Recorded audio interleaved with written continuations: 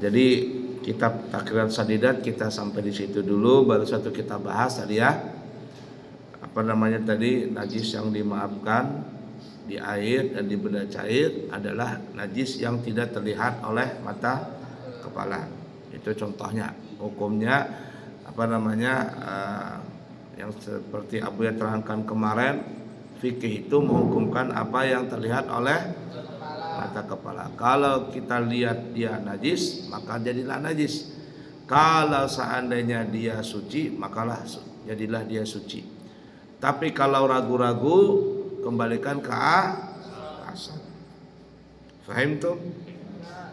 Nah, nanti sambungannya lagi yang kedua, apa itu binatang yang tidak mempunyai darah mengalir, yang jatuh ke dalam air atau benda cair dengan sendirinya, maka air atau benda cair itu tidak bernajis. Bagaimana? Nanti Abu terangkan berikutnya. Nah, sekarang kita pindah kitab. Sekarang kitab yang selanjutnya adalah Al-Fiqhul Islami, Fikih Islam. Kemarin kita bahas masalah anjing.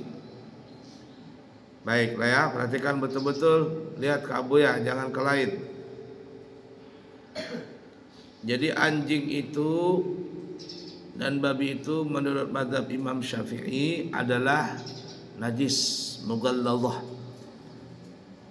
Jadi yang menyebabkan najis itu karena liurnya. Tapi kalau kita megang badannya anjing, tangan kita bernajis. Kenapa? Karena apa ya? Karena anjing itu suka menjilat-jilat badannya atau bulunya. Tidaklah najis anjing itu bersentuhan apabila kering sama dengan kering. Benda yang bersentuhan dengannya yang kering itu tidak najis. Tapi kalau salah satunya basah atau dua-duanya basah, jadilah najis. Anjing badannya basah, jalan di lantai, jalan di teras, maka teras jadi najis. Lantainya basah, badannya anjing kering, jalan anjing di lantai tadi, maka lantai menjadi. Tapi kalau badannya kering, lantainya kering, anjing jalan di situ, lantainya najis atau tidak? Tidak najis.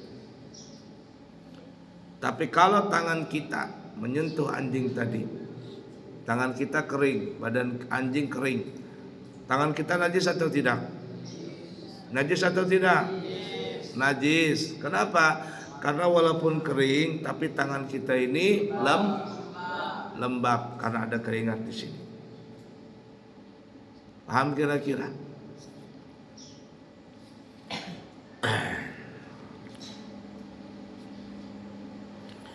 Nah, cuman masalah yang lain,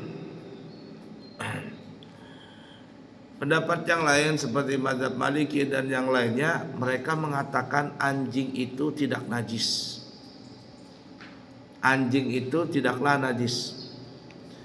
Nah, tidak najis ini ada terbagi dua. Ada yang mengatakan tidak najis tapi tidak boleh dimakan. Yang kedua mengatakan tidak najis dan boleh dimakan. Itu parah itu. Ini mazhab yang lain. Abu tidak sebutkan mazhabnya ya. Nah, jadi kesimpulannya kita bicara anjing ini ada tiga.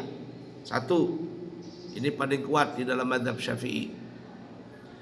Anjing itu najis mughalladhah dan haram untuk dimakan. Semuanya dari ujung rambutnya sampai ke dalam tulang sumsumnya, semuanya. Pendapat kedua, tapi bukan mazhab Syafi'i, mazhab lain, mazhab lain.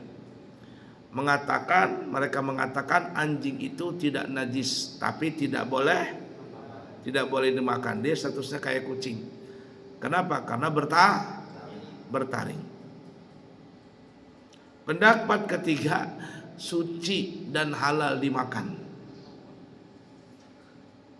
Nah, kucing itu dalam mazhab yang lain, apa yang tidak sebutkan mazhabnya, mazhab yang lain. Kucing itu boleh dimakan, makanya ada orang makan kucing di negara lain, makan kucing. Kenapa? Karena mazhabnya membolehkan. Ya, membolehkan. Kenapa? Karena kucing itu bukan binatang liar, dia binatang rumahan. Binatang rumahan. Walaupun dia pemakan daging dan sebagainya, tapi dia tidak binatang rumahan. Yang dilarang itu binatang buas katanya. Ini jangan diturutin pendapat ini. Paham nggak? Nah, buaya dimakan. Buaya itu dimakannya. Makan buaya. Kenapa? Karena binatang air buaya itu katanya. Nah, jadi kalau kita ke negara orang hati-hati. Negara Islam tapi kok menyediakan kucing digoreng. Apa ini? Kit katanya atau hirrah, kucing. Kita kaget. Masa orang Islam makan kucing? Itu mazhab mereka, mazhab pendapat lain. Jangan kita coba-coba makan. Nah, begitu juga anjing. Ada pendapat yang mengatakan anjing itu suci dan halal dimakan. Cuma sekali lagi, ingatin ya. Anjing ini, masalah anjing ada 3 pendapat. Pendapat mazhab Syafi'i dan tempat kita ini di Indonesia, anjing itu najis, mughalladhah dan tidak boleh dimakan. Satu. Pendapat kedua mazhab lain mengatakan anjing itu najis, anjing itu suci tapi nggak boleh dimakan. Pendapat ketiga, anjing itu suci dan boleh dimakan. Paham gak kira-kira? Nah, jadi jangan coba-coba kita ngambil pendapat kedua atau pendapat ketiga. Itu kenapa nggak boleh diambil? Karena keluar dari mazhab siapa? Mazhab Syafi'i. Jangan dipakai. Habis kacau kalau dipakai itu. Fahimtum? Nah, adapun kata Ustaz Sulaiman Rashid, beliau mengatakan kenapa sih orang pendapat lain mengatakan anjing itu tidak najis, anjing itu suci? Karena disebutkan dalam riwayat Imam Abu Daud bahwa di zaman Nabi Muhammad SAW anjing itu keluar masuk Masjid Nabawi. Nah, tapi dijawab dalam mazhab Syafi'i, ya nggak apa-apa, asalkan kering dengan kering.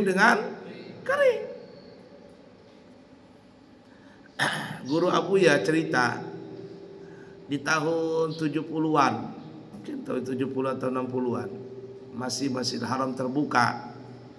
Nah, seperti sekarang yang kamu lihat di depan ini kalau Masjidil Haram sudah megah ini. Dulu, yang masih dulu tuh, yang mungkin tahun 70-an atau 60-an, itu banyak sekali anjing berkeliaran di dalam Masjidil Haram. Anjing masuk masjid lewat. Sama dengan hadis Abu Daud ini. Di zaman Nabi anjing lewat di dalam masjid. Enggak ditegur, biarkan saja. Kenapa? Karena kering ketemu kering. Nah, itu. Sampai sekarang anjing itu ada di Mekah sana. Abuya berangkat umrah, pertama kali ke Mekah itu dari bulan Ramadan sampai haji tahun 2000. Sekarang berapa? 2025. Berapa tahun sudah? 25 tahun yang lalu Abuya ke Mekah itu. Kamu belum ada lagi, masih di alam arwah. Abuya berangkat tahun 2000 ke Mekah itu. Masjidil Haram belum seperti ini lagi, belum, masih sebelumnya. Abuya jalan-jalan di sekitar Masjidil Haram, di perumahan orang-orang sana. Apa yang terjadi? Wuk, wuk, wuk, wuk. Anjing banyak. Banyak anjing di sana. Nah, mereka berpendapat anjing tidaklah najis, tapi nggak boleh dimakan. Mazhab yang lain suci dan boleh dimakan.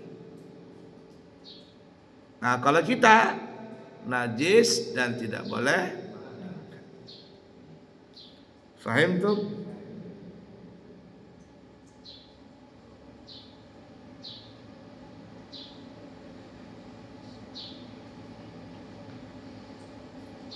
Nah, itu ya jawabannya itu.